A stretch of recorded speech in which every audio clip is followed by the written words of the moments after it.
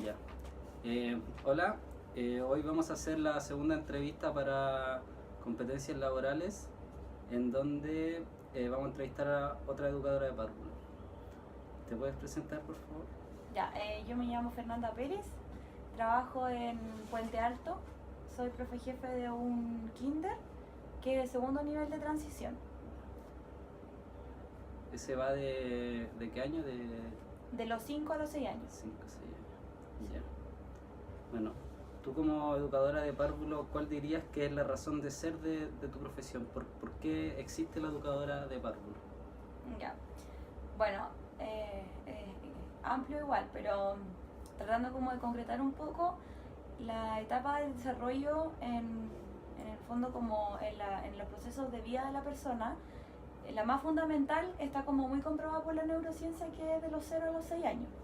Entonces, en el fondo, la educadora de párvulo lo que hace es como generar experiencias educativas que permitan que los niños puedan desarrollar su potencial tanto de crecimiento a nivel valórico, social, ¿cierto? Como de su desarrollo lógico-matemático, su lenguaje, su creatividad, en todos los aspectos del desarrollo humano, al máximo. Generar estas experiencias educativas para que todas esas líneas del fondo como el desarrollo puedan potenciarse al máximo. Esa es como la función de la educadora finalmente. Ya, en ese sentido, generar esta experiencia educativa, ¿qué funciones realiza una educadora de párvulo para poder generar esta experiencia con los niños? Como, ¿qué haces en la sala? ¿Qué haces fuera de la sala? Eso, saber cómo tus tareas, tus funciones. Ya, mira, la tarea de una educadora tiene como dos aristas. Una arista que es el rol de profesora jefe, que tiene mucho que ver con todas las tareas administrativas que implica ser educadora. Llámese entrevista con los apoderados, conocer la realidad particular de cada niño, poder ver cómo esa realidad influye en su desarrollo, cosas muy sencillas como por ejemplo las horas de sueño que los niños tienen, cómo eso influye en su aprendizaje, lo que comen, si han tenido hospitalizaciones.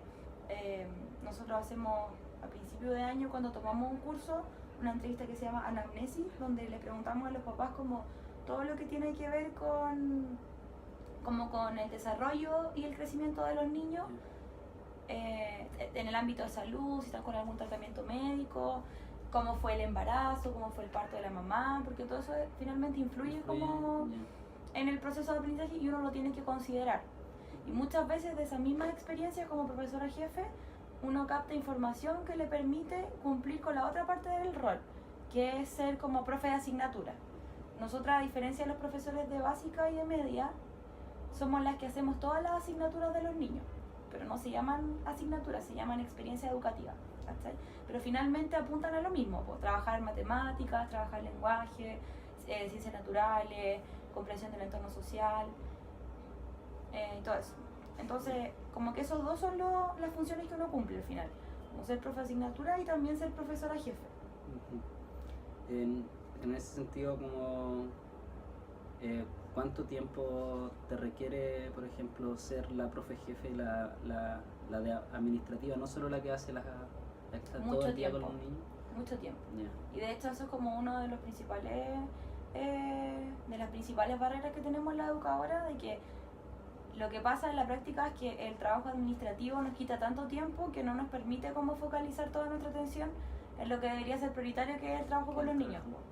Sí, es mucha pega, sobre todo en el sistema público o en los establecimientos que reciben como fondos públicos, como los recursos tienen que ser supervisados, todo tiene que quedar registrado, ¿cachai? De manera que el Estado pueda como tener un seguimiento de cómo se están usando las platas.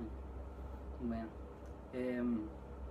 como educadora, obviamente tiene la relación con los niños y la familia dentro del colegio o del jardín. ¿Con quién más te relacionas? ¿Tenés como un ayudante? ¿Quién es tu jefe? Todo eso. Ya, depende mucho como del espacio. Jardín y colegio puede variar en cantidad de cursos, en ese sentido también cantidad de personal. Hay colegios que trabajan con educadora y asistente de aula, que es la técnico. La técnica. ¿Ya? hay otros colegios que trabajan con educadora y coeducadora, que finalmente las dos son educadoras de párvulo, pero una es la titular y la otra es finalmente como la que asiste a la labor de la titular. Eso como a nivel de sala. Te relacionas también con los equipos de apoyo, psicopedagoga, fonoaudiólogo, psicóloga, con las manipuladoras de alimentos. En jefatura generalmente hay alguien relacionado como con la convivencia escolar, que siempre es una psicóloga, o generalmente una psicóloga, asistente social del colegio, dependiendo como del lugar. Y nosotros tenemos jefaturas directas, que es la encargada académica, que es la persona que al final revisa las planificaciones de nosotras y que se vaya cumpliendo como los lineamientos del proyecto educativo y todo eso. Y la directora, que es como finalmente el líder de este equipo de gestión del colegio. En ese sentido, cuando ustedes le hacen como evaluaciones de desempeño, sí. ¿Cómo es la evaluación de desempeño? Porque hay casos en que me evalúan mis pares, mis superiores y los que están debajo, pero hay otros que no, solo uno que te evalúa o solo un par. ¿Cómo es la evaluación que le hacen ustedes? Nosotros tenemos dos tipos de evaluaciones de desempeño, una que es autoevaluación y otra que es evaluación de jefatura. Ya, de jefatura solamente. Claro. Y la nuestra en el fondo que... En eso, ¿qué consecuencias tiene realmente la evaluación de desempeño? Como ¿qué implica que no tengas un buen puntaje de desempeño? ¿O qué implica tener un buen puntaje de desempeño en esta evaluación? Depende, porque puede ser que depende como del perfil del colegio igual o del jardín donde uno esté.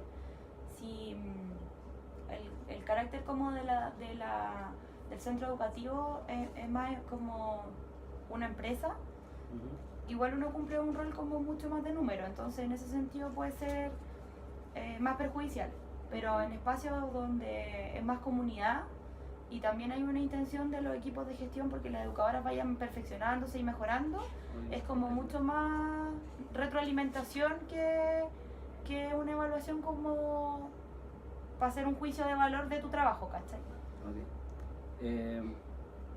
También, ¿cómo definirías tú o qué dirías tú que es lo que necesita una buena educadora de párvulo? Una educadora de párvulo que realice bien su trabajo. ¿Qué capacidades, qué actitudes, qué conocimientos necesita? Eso. Ya, mira. ¿Qué se necesita? Bueno, primero necesitas mucho conocimiento teóricos para ser una buena educadora. Hay que estudiar harto, ¿ya? Porque pasa mucho que hay gente que tiene mucha vocación respecto como de la labor concreta de la sala, pero si no tienen los conocimientos es muy difícil que como las interacciones que tengas con los niños sean como efectivamente pues, como que les aporten a los niños, ¿cachai? Como que mucha gente confunde como una habilidad de ser educadora como ser tierna, y en verdad eso no es necesario. O sea, obvio que tenéis que tener habilidades blandas, paciencia, capacidad de empatía emocional, no sé, liderazgo de equipo, mucha empatía, porque es un trabajo que es súper duro en el sentido de que es muy demandante y las condiciones son en general malas. Entonces, como empatizar con tus compañeros de equipo, empatizar con los apoderados, empatizar con los niños, como muchas habilidades blandas.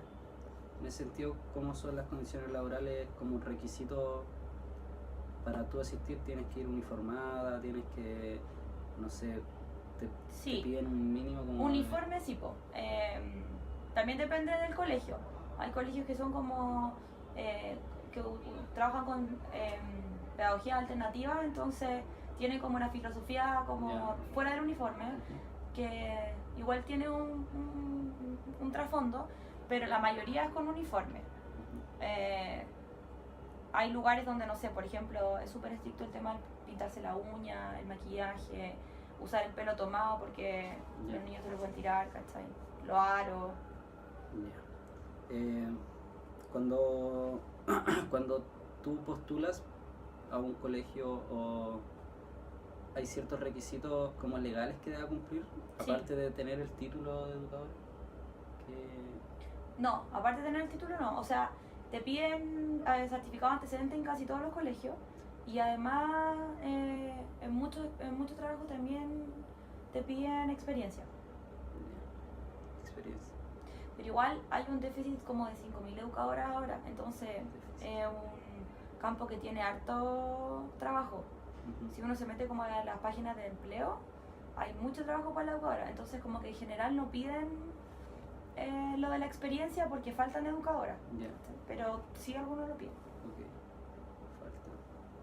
¿Qué más? Tenía otra pregunta. De requerimientos como técnicos computacionales, por ejemplo, necesitas usar Sí, PowerPoint, Word, ¿qué usas? Excel y Word nivel básico, como,